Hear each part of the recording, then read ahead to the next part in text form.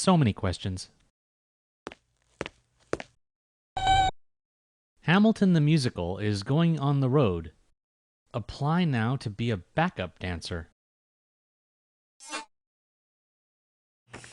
Dear Tim and Moby, can you do a movie on Alexander Hamilton? From Nico. Sure thing, Nico. There's a lot of love for Alexander Hamilton these days.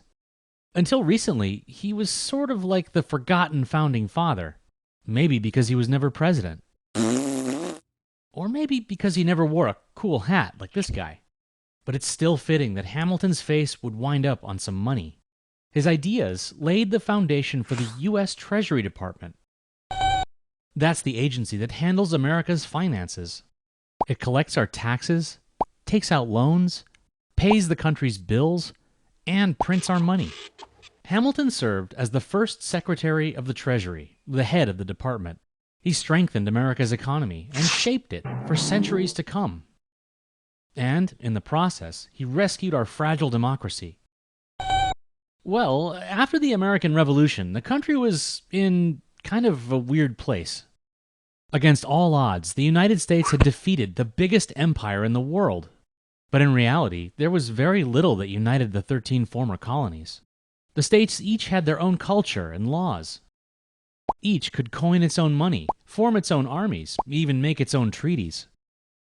The only thing that legally tied them together was the Articles of Confederation. That was America's first constitution, drafted in 1776. The Articles let the colonies coordinate just enough to win the war, but it wasn't nearly up to the task of building a nation. To Alexander Hamilton, that was obvious long before the war's end. At just 22 years old, he was serving as an assistant to George Washington, drafting letters, delivering orders, meeting with diplomats, whatever the general needed. In that role, Hamilton was present at Valley Forge, Pennsylvania, in the winter of 1778. He watched helplessly as troops died of starvation, cold, and disease.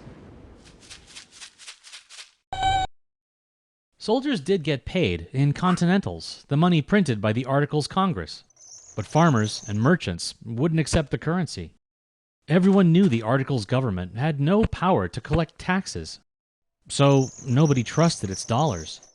For Hamilton, the lesson was simple. A government with worthless money wasn't worth much itself.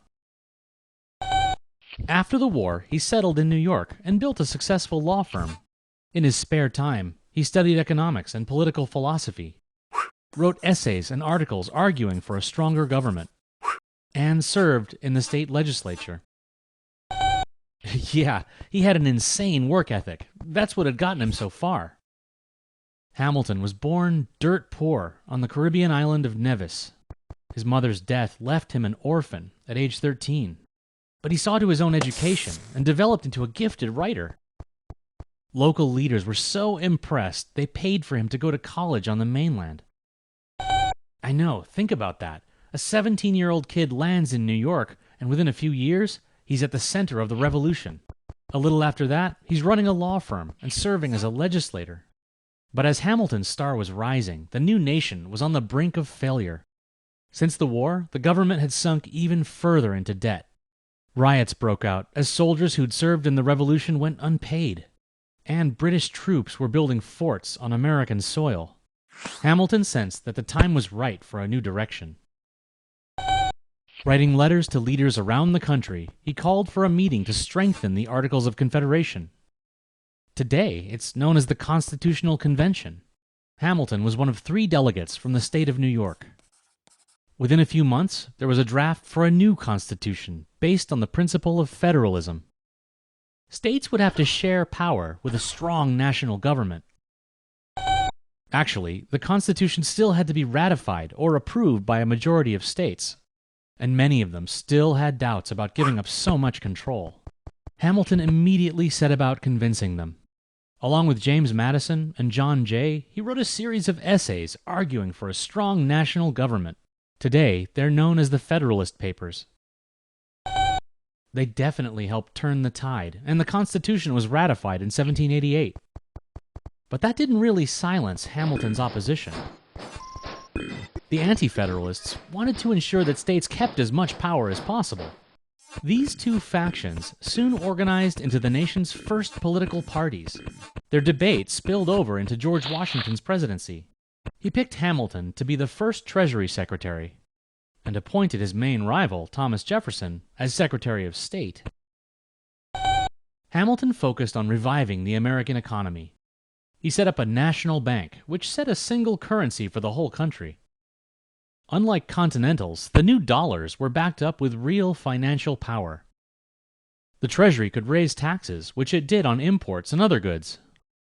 It could also sell bonds, which were like government IOUs. After a certain period, the bank bought them back at a higher value.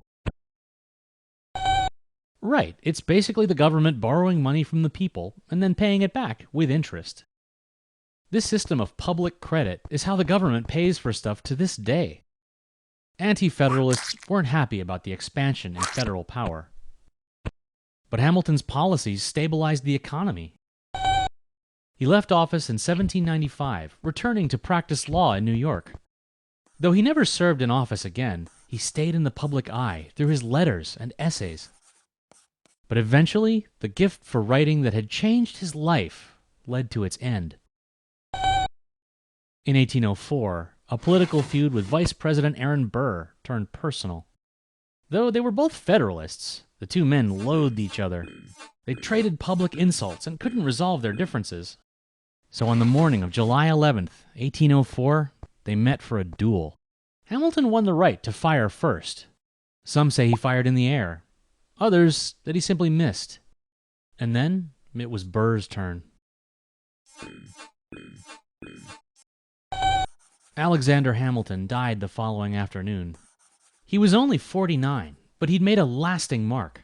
His ideas continue to shape our thinking about the role of government in our lives. The question about state versus federal powers still rages on today. Supreme Court justices regularly quote the Federalist Papers to support their opinions.